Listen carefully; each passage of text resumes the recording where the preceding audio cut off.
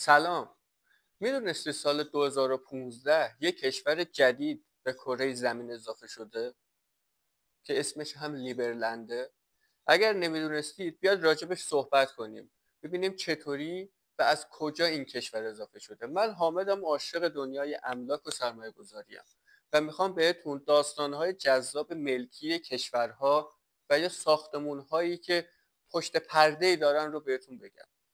کشور لیبرلند از اختلاف مرزی صربستان و کرواسی به وجود اومده. یعنی از اختلاف مرزی اینا یه سرزمین بی صاحب به وجود اومد که آقای ویت که اهل جمهوری چکه و یه سیاستمداره اونجا رو گرفت و گفت اینجا برای منه و من اینجا رو کشور خودم اعلام میکنم و براش قانون میذارم و میخوام اینجا به رسمیت شناخته بشه. برای اونجا قانون گذاشت، قانونی مثل مالیات دل بخواهی یا مالیات صفر که اگه خواستی مالیات بده، اگه خواستی نده.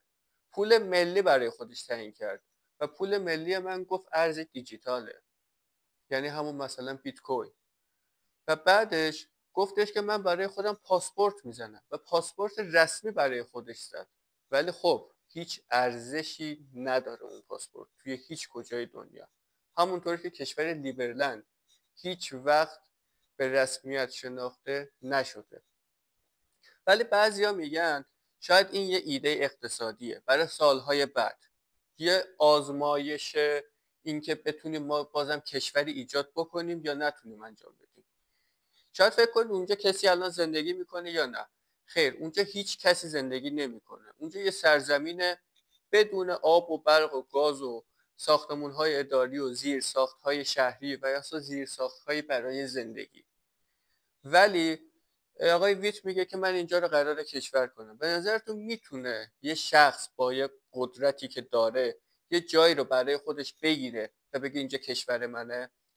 افرادی مثل ایلان ماسک یا بقیه پولدارهایی که دارن کارهای خیلی عجیبی انجام میدن، مثل حرفایی که میشنویم، مثل اینکه چیپ میذارن داخل مغز و خب برای خودشون الان دارن فضاپیما میفرستن یا هر چیز دیگه ای.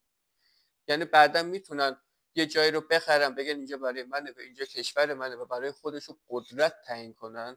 واقعا این چیزا وقتی آدم بهش فکر میکنه هم میترسه و هم جذاب میشه.